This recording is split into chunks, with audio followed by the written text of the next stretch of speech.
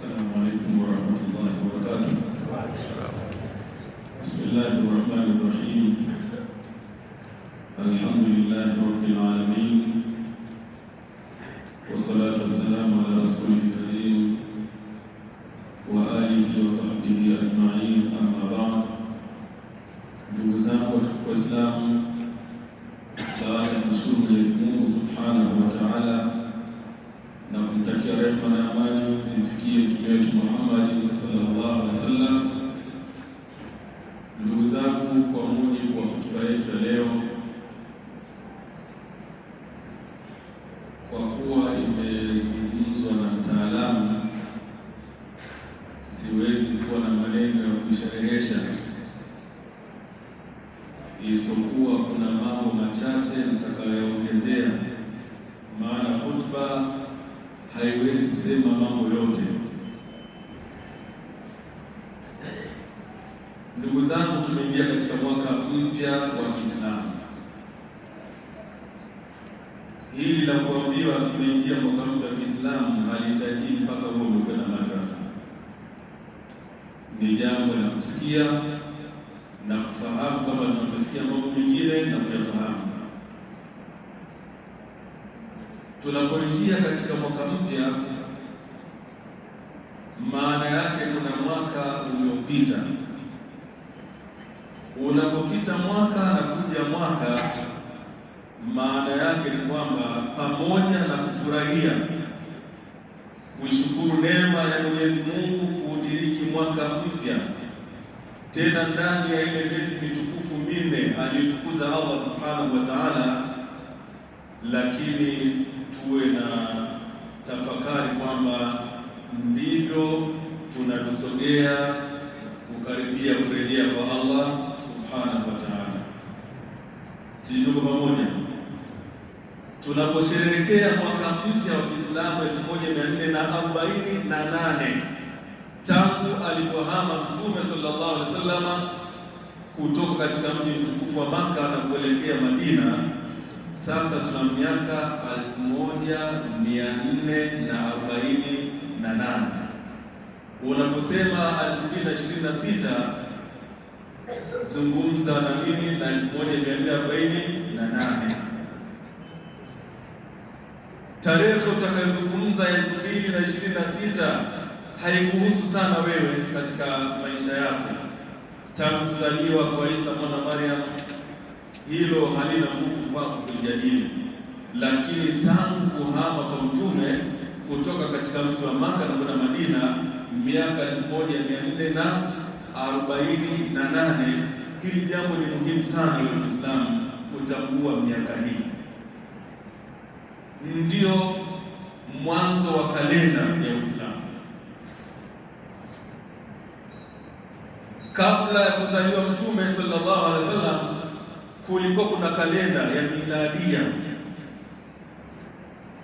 na baada ya kuzaliwa Mtume sallallahu alaihi wasallam na katika umri wake wote wa miaka 63 aliyoishi hapa duniani, na baada ya kuondoka kwa Khalifa Abu Bakar Siddiq radhiallahu anhu mpaka kuja kwa Khalifa Sayyidina Umar, kuja kuandaliwa kalenda hii ya Hijiria, na walikaa masahaba wakatafuta ni kipi kitakachoweza kubeba historia nzuri ya kalenda yetu.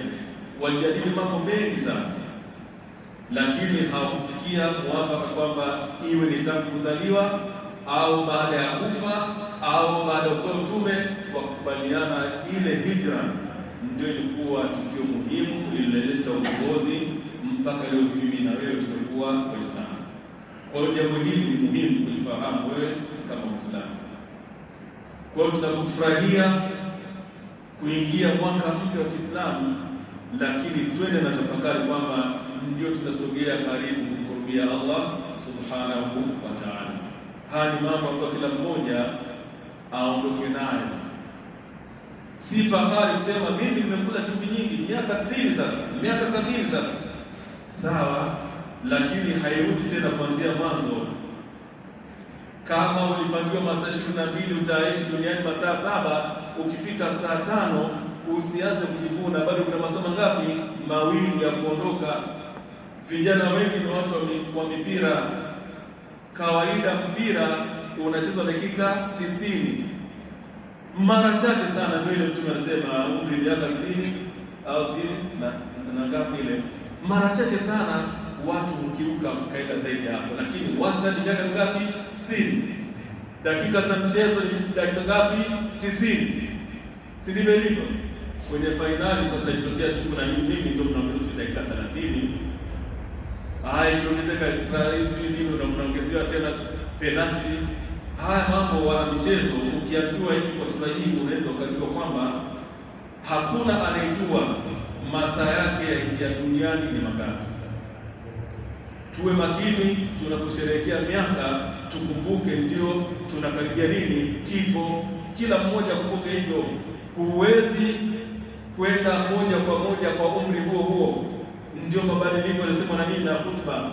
Ulianzia umri 0 mpaka sasa ni miaka 40, mwingine 30, mwingine kila mmoja kwa umri wake. Lakini tumeanza nini? 0. Sasa katika hili tuondoke na aya 2 za Mwenyezi Mungu. Moja katika suratul Hashr aya 18 anasema Allah Subhanahu wa Ta'ala, kwa kuwa tumemaliza mwaka, tunaanza mwaka mpya, hatujui kama tutaumaliza. Allah anasema ya ayyuhalladhina amanu, enyi mliomwamini Mwenyezi Mungu, ittaqullaha, mcheni Mwenyezi Mungu, walitanzur nafsun ma qaddamat lighad, na kila mmoja aiangalie nafsi yake lile ambalo alilotanguliza kwa ajili ya nini? Ya kesho. Mwaka umepita, tunaanza mwaka huu, nini tufanye katika mwaka huu? Hilo liangalie. Inawezekana lighad kwa mwaka ujao, lighad kwa siku ijayo, lighad kwa saa ijayo, lighad kwa mwaka ujao, au lighad siku nini? Ya Kiyama. Kwa sababu tunayo leo, kesho hatujui. Kwa hiyo inawezekana utangu nafsi maqaddamat lighad, nafsi na nafsi iangalie kile kitu ambacho kitatanguliza kwa ajili ya nini? Ya kesho. Ni kesho kwa maana ya Jumamosi, au ni kesho kwa maana 1449, au ni kesho kwa maana ya yaumul kiyama. Fanya maandalizi kwa yote hayo, yatakuja kufaa baadaye. Si fahari kujifahari kwa miezi na miaka na umri. Ulikuwa mtoto na tabaa, ukaanza kusimama, umetembea, umeanza la kwanza, eti na leo unaitwa baba, wengine sasa wanaitwa mababu, wengine kina mama ni mabibi, wengine kina mama wapo kutokea kwenye umri huo. Kwa hiyo kila mmoja ana maandalizi. Baada ya kusha mwaka, fanya maandalizi ya mambo yajayo. Yaliyopita unaweza ukasimulia, ya mwaka 1447 unaweza ukasimulia kuanzia Muharram, kuanzia Dhulhijja iliyopita mpaka Dhulhijja hii tuliyomaliza, unaweza ukasimulia. Lakini katu mimi wala wewe hatuwezi kuzungumzia yajayo, hakuna anayejua. Sasa tutapojiangalia na kujipima, kuna uwezekano tukakuta kuna mazuri na kuna uwezekano tukakuta kuna nini? Kuna mabaya. Sasa kipimo chetu kuhakikisha kwamba yale mabaya tuliyofanya mwaka uliopita, Allah atuhifadhi tusiyafanye katika mwaka huu. Yale ya kheri ambayo hatujafanya mwaka uliopita, Allah Subhanahu wa Ta'ala tumetawfiki kufanya katika mwaka huu, tunaoendelea nao kusema inshallah. Lakini la mwisho, hiyo sura An-Nur, Allah anasema kwenye Qur'ani, sura An-Nur, Allah anasema watubu ila Allahi jamia ayuha almu'minun la'allakum tuflihun. Watubu ila Allahi jamia ayuha almu'minun la'allakum tuflihun. Mwenyezi Mungu Subhanahu wa Ta'ala anatutaka tusimejea mwaka mpya, tuna mambo tuliyovurunda kwa mwaka uliopita. Sasa tutubu wote kwa pamoja kama waumini, tutubu. Hili utakuja kuangalia kuanzia mwezi wa Dhulqaada, Dhulhijja mpaka Muharram, tunazungumzia mambo nini? Ya toba. ni kwa sababu ndio miezi ambayo tumeambiwa tusijidhulumu nafsi zetu kwa kujizuia kufanya kheri, au tusijidhulumu nafsi zetu kwa kufanya nini? Maasi. Kwa hiyo tutubu kwa Mwenyezi Mungu. Sisi ndio waumini tunaambiwa na aya hii, tutubu kwa Mwenyezi Mungu wote kwa pamoja, tukiwa waumini, ili Mwenyezi Mungu afanye nini? Aweze kutupa nini? Ufaulu, ili tuweze kufaulu. Bila toba hakuna atakayefaulu. Huwezi kufanya kumuudhi Mwenyezi Mungu halafu usilete toba, Allah akakuacha hivi. Hapana, lakini anatutaka tutubu, na lengo la kutaka tutubu ili tufike kwenye daraja nini? Ya kufaulu. Mkiulizwa hapa wote tukutia masomo, ni nani ambaye katika darasa lake aliposoma alikuwa hapendi kusikia amefaulu? Si kila mmoja anataka faulu 10 bora, 5 bora, sio ngapi, sio kwa hivyo.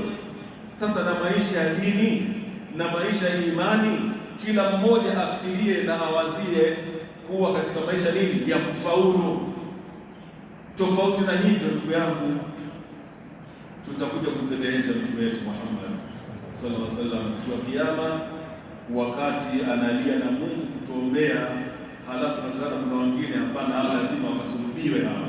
Ili jambo si jambo jema sana. Kwa hiyo tunamwomba Mwenyezi Mungu ajalie mwaka huu uwe ni mwaka wenye kheri na baraka katika maisha yetu. Baada ya haya, naomba tusome Ikhlasi